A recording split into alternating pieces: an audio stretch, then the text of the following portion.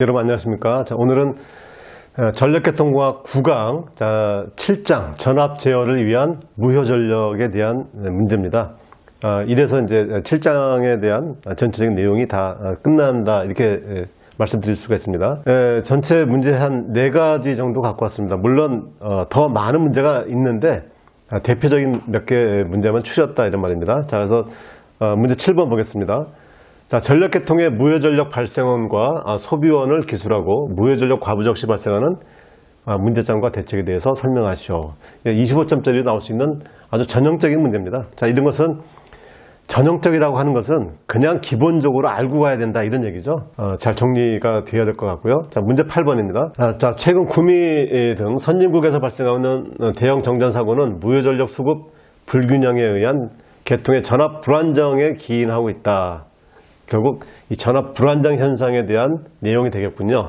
자, 국내 계통의 경우도 지속적인 부하의 증가와 송전선의 장거리화에 따른 무효전력 손실의 증가로 대형 정전사고의 위험에 노출되고 있다. 이러한 현상과 관련해서 다음 질문에 답하시오. 25점짜리죠. 자, 무효전력이 뭐냐? 이건 제가 수업 시간에 여러 번 설명드렸죠. 이거 참 이렇게 딱 대놓고 물어보면 여러분들 난감하시겠지만 정리를 잘 해놓으셔야 됩니다. 자, 두 번째. 자, 무효전력 공급원을 동작 특성에 따라서 두 가지로 나누어 써라 이런 얘기죠. 무효전력 그러면 결국 뭐겠어요? 공급원이니까 무효전력이 발생하는데 진상, 지상 이 두 가지다 이런 내용이 되겠습니다. 그 다음에 자, 무효전력 제어의 어려움을 유효전력과 비교해서 설명하라. 이것도 수업 시간에 여러 번 말씀드렸던 겁니다. 자, 문제 9번. 자, 부하시 전압 조정 OLTC On Load Tap Changer에 대해서 설명하라. 이건 뭐 좀 이따 보는 걸로 하겠습니다. 여기가 뭐 OLTC, 그다음에 ULTC라고도 얘기하죠. Under Load Tap Changer 이런 거고, 이거에 반대된 개념이 뭡니까? NLTC다 이렇게 얘기했죠. No Load죠. 부하가 없을 때에만 탭을 바꿀 수 있다 이런 얘기입니다. 자, 문제 10번.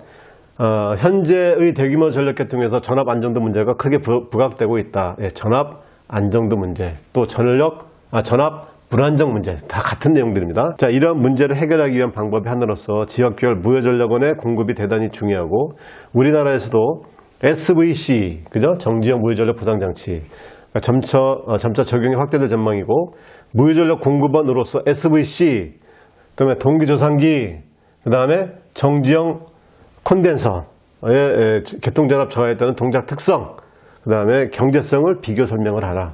이거는 제가 처음 시험 봤던 80회에 나왔던 문제죠. 수업 시간에 말씀드렸던 그런 내용들이니까 아마도 이거는 제가 시험 때 어떻게 작성을 했다라고 하는 것까지 수업 시간에 다 말씀드렸죠. 그 정도 내용을 잘 숙지를 하고 계셔야 됩니다. 자, 지금은 뭐에 대해서 OLTC에 대해서 설명을 간단하게 하는 걸로 하겠습니다. 자, OLTC에 대한 얘기입니다. 자, 저 그림을 약간 수정을 좀 해봐야 될 것 같아요. 자, 이건 뭐 계팩이다 뭐 이렇게 되어 있는데 계팩이라기보다는 뭐가 되겠습니까? 탭 절환기죠, 그죠? 탭 절환기. 그다음에 얘는 뭐겠습니까? 얘는 탭 선택기가 된다 이런 말이죠. 탭 선택기. 이렇게 되겠습니다. 그러면 A점에 있는 이 1번도 뭐가 되겠습니까? 이것도 당연히 탭 선택기가 됩니다. 자, 그럼 지금 그림상에 나와 있는 거는 어떤 상태가 되어 있느냐 보겠습니다. 지금 그림에 나와 있는 거는 자, 계통에서 전류가 흘러가죠. 흘러서 어떻게 됩니까? 이렇게 2번을 연결돼서 이렇게 해서 계통으로 전력 공급을 하고 있다 이런 말입니다. 이렇게 전력 공급하고 있는데 자, 만약에 부하가 증가했습니다. 부하가 증가하면 어떻게 되겠어요? 계통의 전압이 낮아지겠죠. 계통의 전압이 낮아지니까 얘는 어떻게 돼요? 탭을 하나 올려서 어떻게 될까요?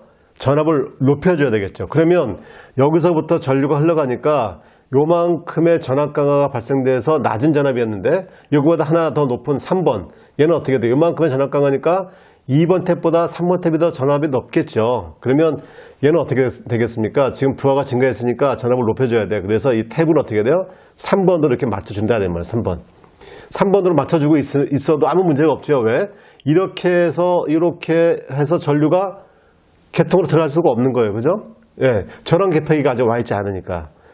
그래서 항상 어떻게 합니까? 먼저 동작되는 건 뭐예요? 탭 선택키가 먼저 동작을 하는 겁니다. 자, 탭 선택키 동작을 했고, 그 다음에 어떻게 돼? 그 이후에 절한 개폐기가 어떻게 돼? 이렇게 넘어가야 되겠죠. 그래서 이렇게 오게 되면 여기는 끊어졌고 여기는 연결됐으니까 이렇게 해서 부하에 전력이 공급되는 것이다. 이런 얘기죠. 자, 그런데 이런 경우도 있다고 했었습니다. 어떤 경우냐? 자, 각각 탭을 선택을 했습니다. 탭을 선택해서 지금 이제 2번 탭으로 들어가고 있었는데 얘 이제 3번 탭을 선정해 놓고 그다음에 절한 개폐기가 탭 절한기가 이제 이동을 하는데 얘가 어떻게 돼? 탭이 이렇게 가는 경우도 있겠죠. 이렇게. 자, 이렇게 가게 되면 어떻게 될까요? 그러면 얘는 이렇게 와서 여기까지 와 있어서 이렇게 가고 또 얘는 이렇게 와서 이렇게 가니까 저 탭 절한기 자체에서 어떻게 돼요? 두 개가 쇼트가 발생할 수 있죠. 쇼트. 순간적인 쇼트가 발생합니다. 그럼 엄청나게 큰 전류가 흐르니까 그것을 대비하기 위해서 어떻게 무엇을 넣었다? 여기에 한류저항이 있는 겁니다. 한류저항. 그러니까 이 한류저항은 탭 절한기가 순간적으로 어떻게 돼요? 단락을 일으킬 수가 있다. 그래서 이 단락 전류를 크기를 줄이기 위해서 필요한 저항이 바로 뭐냐? 한류저항이다. 그래서 이것도 매우 중요한 내용이었다. 이렇게 말씀드렸죠. 자, 여하튼 이런 식으로 해서 ULTC가 작동을 하는 거구나. 그러면 이 ULTC는 어떻게 작동합니까? 자동 또는 수동으로 된다고 했었죠. 자, 자동으로 되는 것은 어떻게 돼요? 계통의 전압을 자기가 받아서 이 계통에 맞는 전압을 넣어주는, 그죠? 라인 드롭 컴펜세이터, LDC 방식으로 할 수도 있고, 그 다음에 또 수동으로 하는 방식이 또 뭐예요? 시간에 맞춰서 시간 설정되면 또 자동으로 또 이렇게 들어가는 방법. 그래서 자동과 수동이 있습니다. 그죠? 이 자동은 어떻게 1부하에 따라서 1부하 곡선에 맞춰서 미리미리 이제 세팅을 해놓고 거기에 시간에 맞춰 들어가는 방식이 있고 또 하나 뭐예요? LDC 방식이 있었고 수동은 어떻게 해요? 직접 보고 사람이 인위적으로 이제 조정하는 방식이 되겠죠.